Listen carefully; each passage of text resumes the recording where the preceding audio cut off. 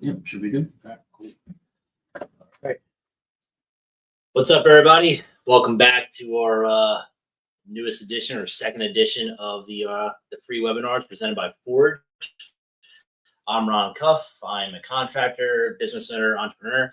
I created Forge to kind of help contractors that are just getting started or struggling in their businesses to try to get them to scale, to the 7-8 figure mark. Over the last few years, I've been helping contractors do exactly that. And I realized, there's a lot that goes into trying to get to that level. So we created Forge, which is an online library of courses and templates to help you guys learn from the mistakes I made when I was starting out as a contractor to try to get you through those tough points and get you to that 8-figure, hopefully 9-figure mark. So without further ado, I think you might have saw some ads go out there. We're going to talk about financials and stuff today. We did cover a lot of the financials and the profit and loss statements in last week's webinar. So I really don't feel like talking about that stuff again today. If you have questions, feel free to drop them in the chat. I'll answer any financial or P&L questions you guys have. But I've been working on something a lot in the last 2 weeks with a buddy of mine. So I kind of want to cover that topic because it's fresh in my mind and I'm very passionate about it. And it's something that I see a lot of contractors struggle or not do at all. So today I want to talk about writing proposals and estimates to your customers, and why it's doesn't have to be more complicated, but it's more important than I think a lot of contractors realize. So what we see a lot of contractors doing is let's pick a profession, painting contractors. Right, we have a lot of painting contractors lately. You'll see a proposal go out or an estimate get written up, and it pretty much will just say paint bedroom $10,000, right? And it's pretty much just one line, one price. Here you go. Sign here, Mr. Customer. Company logo, name up top. Maybe you have a date up here. It's overall a pretty crappy looking proposal, and there's not a lot of value being built for $10,000, right? $10,000 to paint one bedroom seems kind of ridiculous. I know that we're just making this crap up, but what value are you bringing with this proposal? Literally none. So I see a lot of guys they'll write it on the back of a napkin or on a business card or just shoot over a quick email "Hey Joe, nice to meet you. It'll be $10,000 paint your bathroom." That is fucking stupid and will not get you any work whatsoever.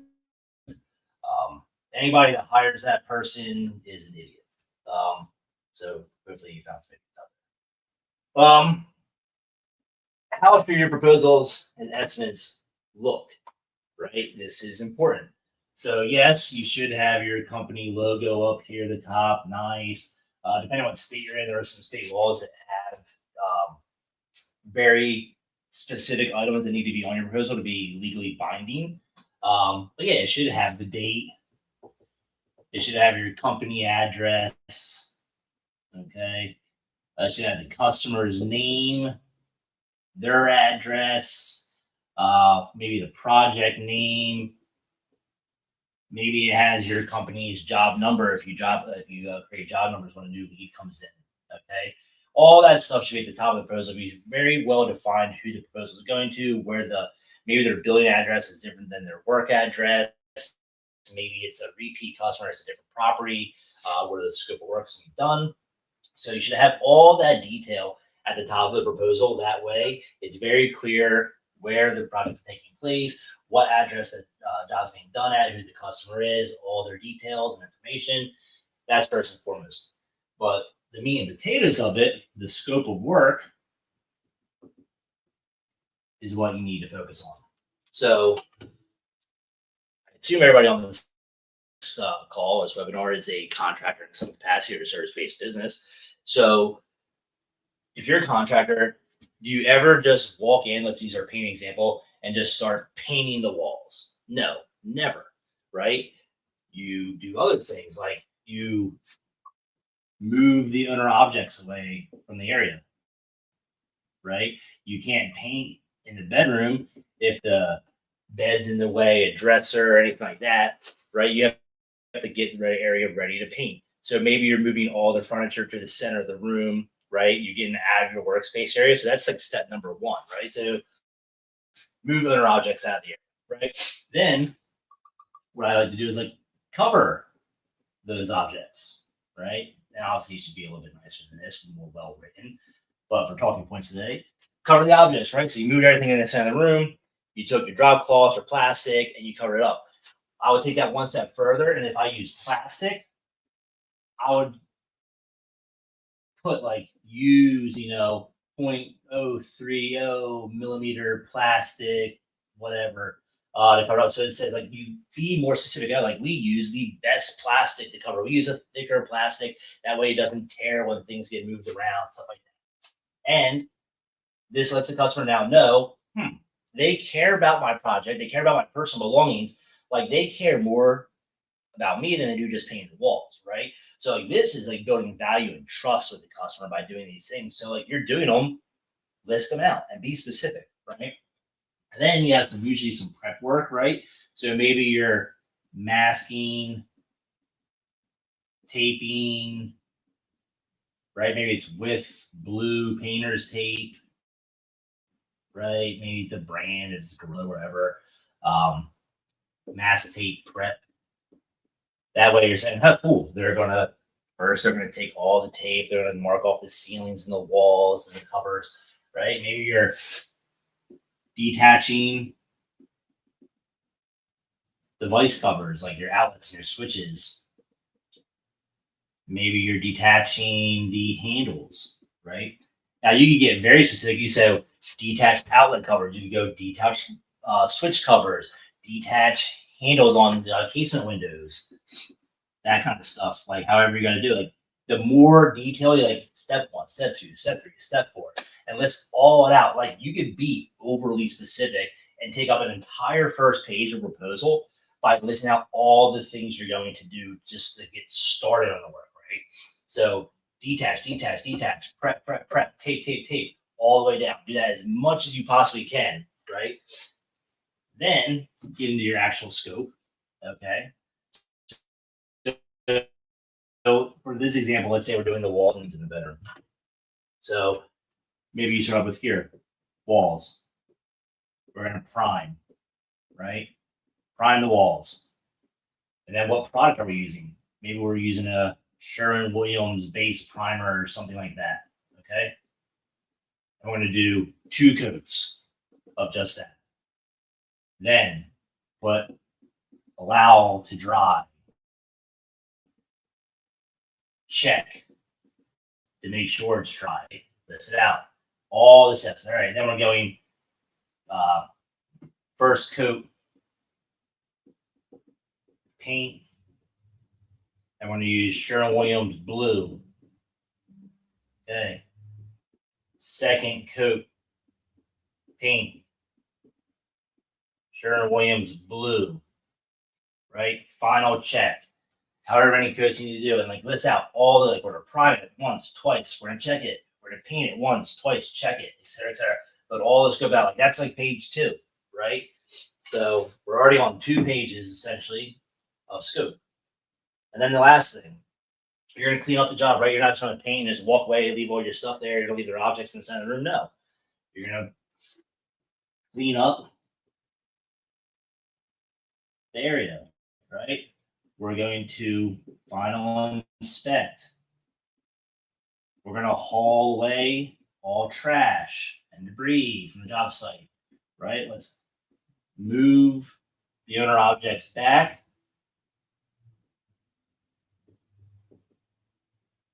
They're going to perform a final walkthrough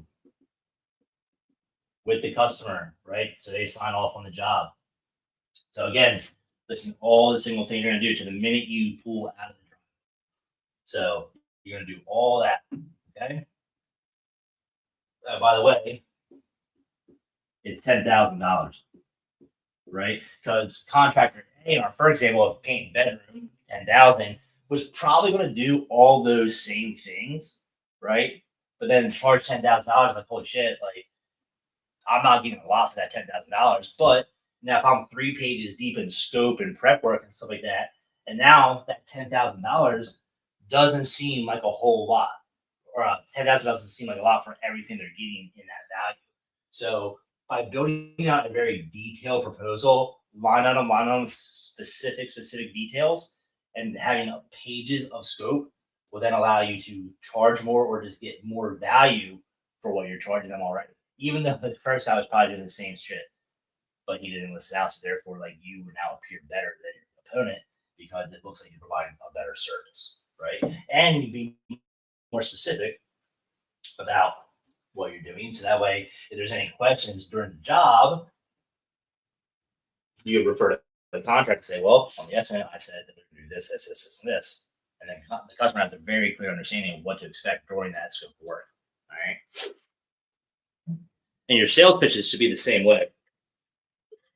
When you're going through a sales pitch, the way I like to sell and the way I was actually taught by my business partner, Greg, he was the one that taught me this, was the way we do sales is exactly that. Just like we write the proposals, it's you go through line by line and talk about what it's like in the day of the life of a customer when you are selling, right? Or like when you're performing the work.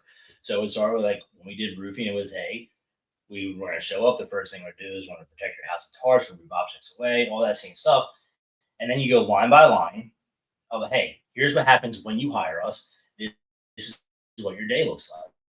And then we would go through all the first, we're going to install this product. And then we're going to install that product. Then we're going to install this product. Line by line, just like we wrote proposals, is how your sales pitch should go.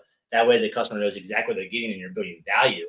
And the key is just like the proposal, when you're doing a sales pitch or writing a quote, is that by the time they look at the price or hear the price in the sales pitch, they should be like sweating fucking bullets thinking like, holy shit, like based on everything this person said, this is going to cost me a fortune.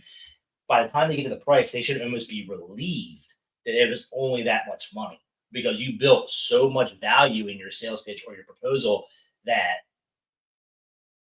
they're happy to pay that price for that scope of work. Another thing I do not let any of my people do, and I go absolutely berserk when they do it.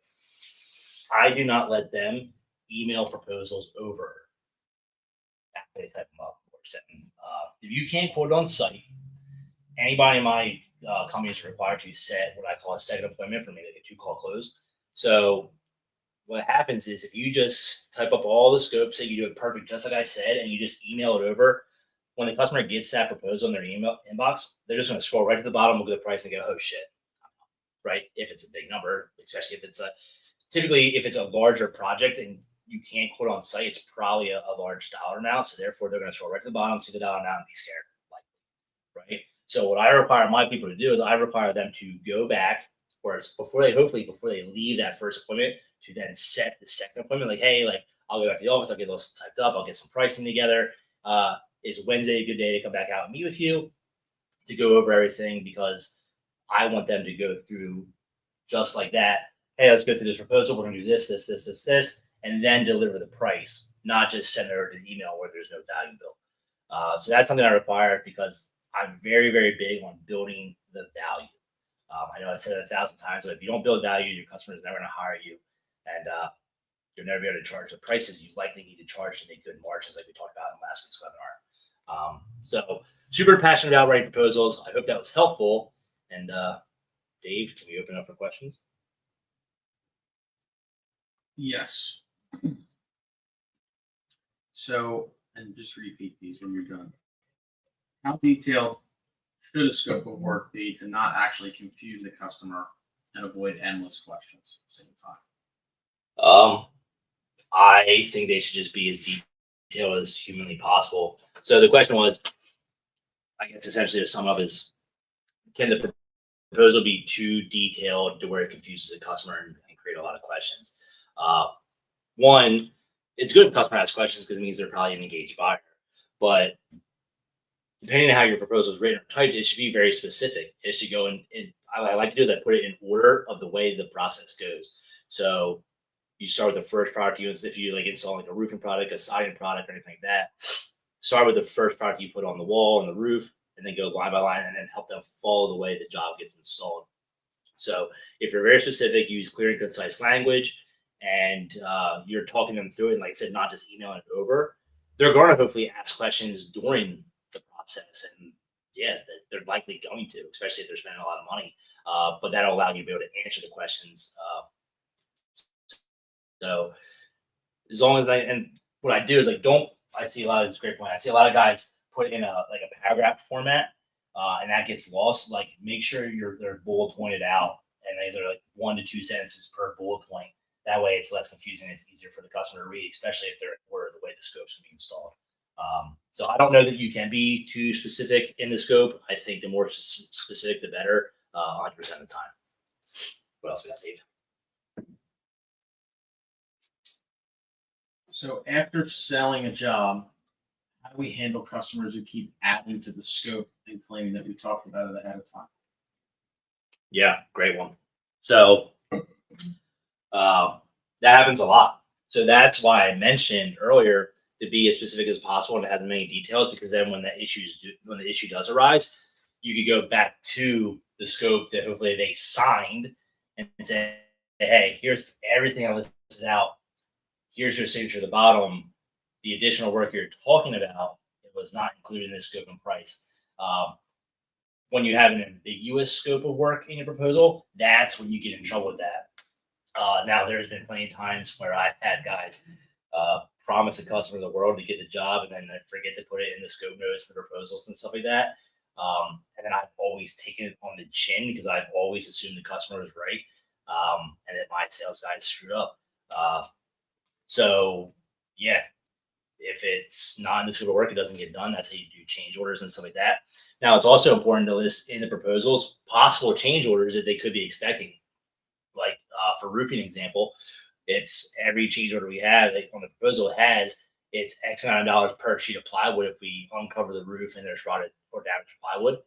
Like, hey, it's X amount of dollars per sheet that we have to replace. So you should put in potential change orders and what they would cost per unit in your proposals. Listen, will you always capture it all? No, it's impossible. Everybody that's a contractor understands that probably. But the more specific you be in your proposal, like we call it like scope creep, and it starts creeping up, and you have to be able to cut it off somewhere. So the more detailed you be in your proposal, the easier it is to go back and get to the customer and say, hey, this wasn't talked about, wasn't discussed. Here's your signature. Anything additional is going to be more money. So it's a good way to protect yourself by being detailed in your scope. Okay. You mentioned proposals and scope of works. What other templates should I have when it comes to the sales process? What other templates should we have for the sales process? Mm-hmm. So for the sales process, you should come prepared with, we always start with sales folders. I think all my companies are engaged now, which is like a virtual presentation tool on the iPad and tablet. But initially, when we just got started out, when we couldn't afford much, it was just a sales folder with all this cut sheets for all the materials we were using because we being consistently aligned with the brands we were installing every single day. So I had the cut sheets on the products we were using. I don't know if that's exactly a template, but they were the products in our sales folders. It also have our certificate of insurance to let people know that we are a insured contractor, which is a big one to help us close a lot of deals by offering up the COI, their certificate of insurance from the start. People really respond well to that. Normally it has an about us on the company bio, like who the owners of the company are, what we stand for, what's our mission, vision, values, stuff like that. To let them know what kind of people they're hiring in their home. And then normally if you offer financing for your projects, there's usually a sheet for financing and stuff for those as well. As long as with any warranties we offer, etc., they would be what's in our sales folder during our sales presentations. But outside of that, the templates are pretty much just the proposals, and we try to fit everything as much in the proposals as we possibly can. That way there's one document with initials and signatures for the customers. Not many more templates outside of that. Okay. How do we build customer trust fast so that the customer feels more comfortable signing with the salesman? How do you build trust fast? Yeah. Yeah, be authentic. Mhm. Yeah, just don't be a piece of shit. Literally, like, I don't know if there's a thing like building trust fast is like just building trust overall. If you're an authentic contractor, you really care about your people, your company, your customers. That will come through in your sales presentation. If you just do what's right by the customer and you don't look at it as like, hell, I'm going to go make money or I'm going to do a sale, and like more of like, I'm going to go solve this customer's problem. I'm bringing them a solution, and the customer will be able to pick up on that. And you could do that pretty fast. Like when you walk up and you're authentic, and you can build trust and rapport with the customer, and they just like you and they let their guard down, and then you show that you authentically want to help them fix their problem and bring them a solution. Then yeah, you could build trust, or you could come off like a total dickhead and a sleazy salesman. But yeah, just be a good person, and that will build trust. I got another question. I'm gonna make it a two-part one. The actual question was, how do you turn like the let me talk to my spouse objections into the next steps? But I think the actual question there is what step by step the sales process, and then where we can go back to the top, or a way to write that out. So the initial question was the big objection for the common objection. Yeah, the let me talk to my spouse thing. Let me think about it, all that stuff. Yeah. Well, first off, so there, like, the reason we created Forge was because I'm not that guy. You can find 1,000 courses on the internet about how to overcome objections and how to be a sleazy fucking salesman. And the reason I created Forge is I fucking hated that so much, because that's just sleazy sales shit. I don't do that.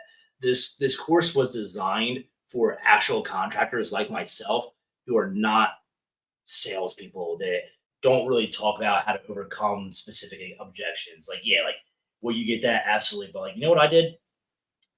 I never tried to do the whole overcome the objection of like, oh, let me talk to my spouse. I typically would say, no problem. If they have any questions, call me. If I can, you want me to set, like, is there a day or a time when they're here we can set a second appointment? I'll happily come back out. None of my companies are a one call close company. That's not us. We are pretty much a 2-call close company.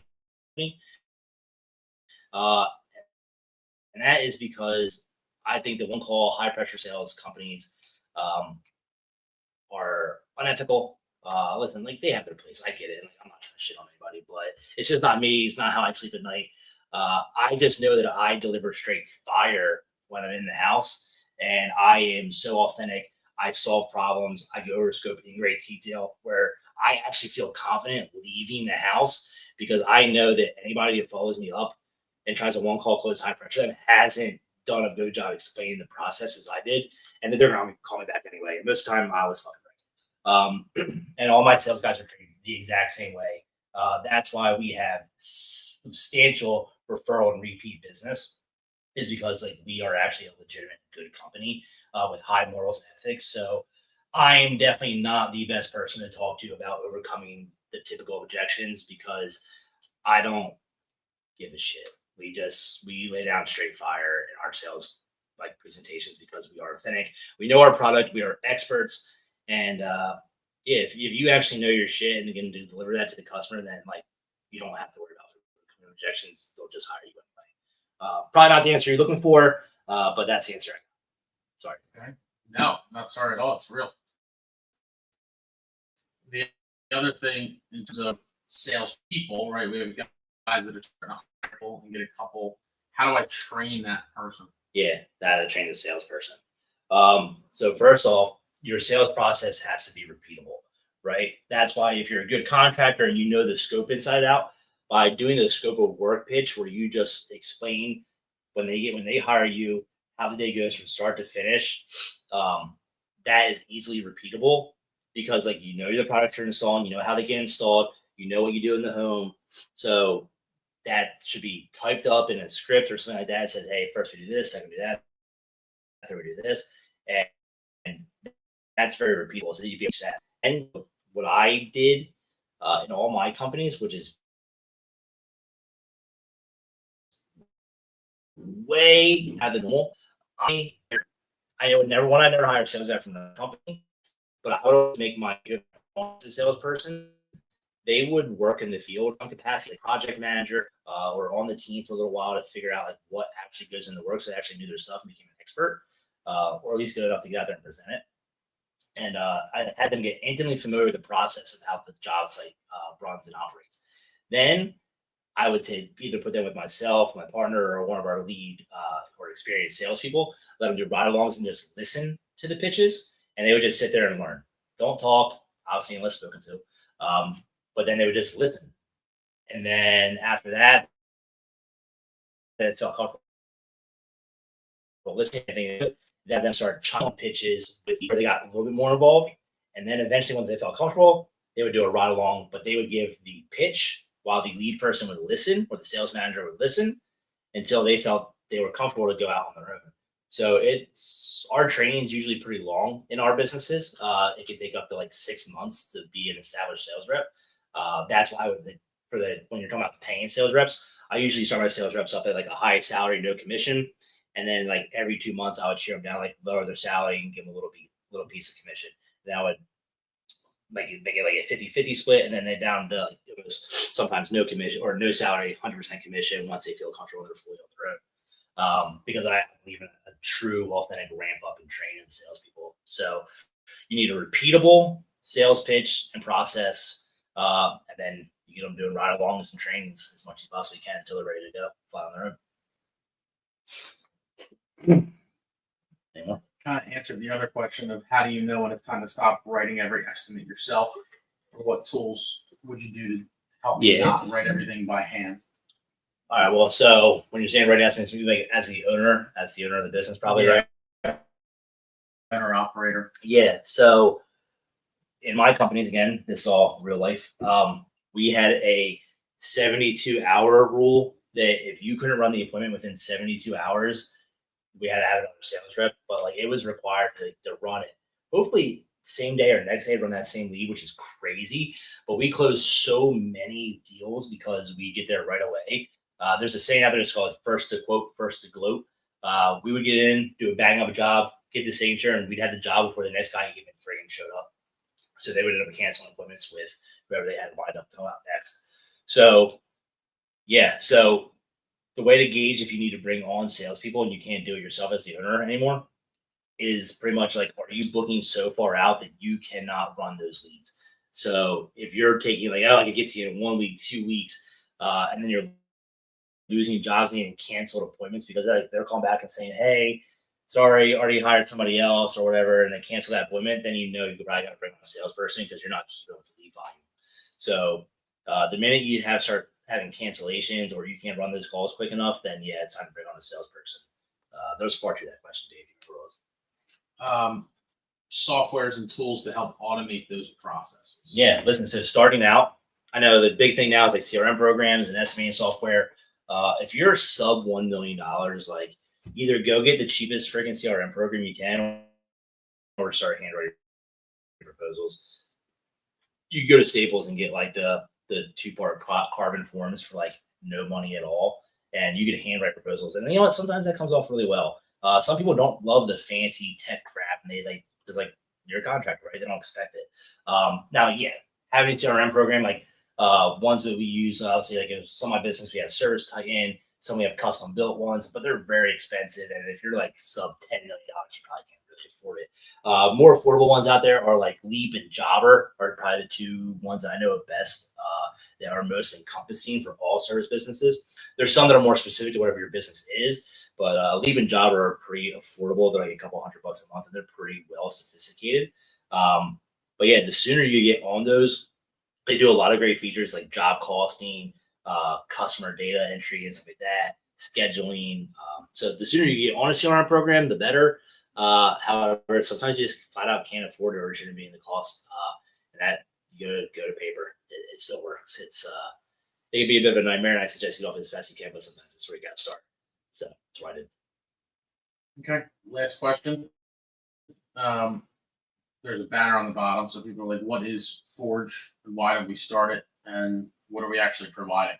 Yep. All right. So I know I talked about it in the beginning. So Forge was created because I talked about, I saw a lot of sleazy guys out there just pitching straight up Salesforce. But there's no courses on actually how to like read financial statements, operate a business, hire people.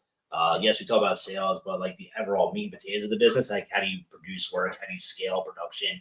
How do you onboard subcontractors and W-2 staff? There was none of that. We probably lost my businesses millions and millions of dollars trying to learn that shit the hard way.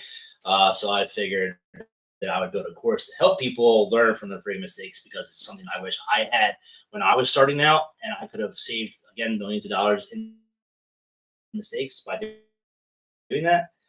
So I had put in a course. So it's a lot of courses. It comes along with templates and stuff that I've developed over the years to help with estimating, budgeting, onboarding employees, some sample job descriptions, some offer letters, stuff that you could use in your businesses to help speed you guys along and help you out, save you a bunch of money.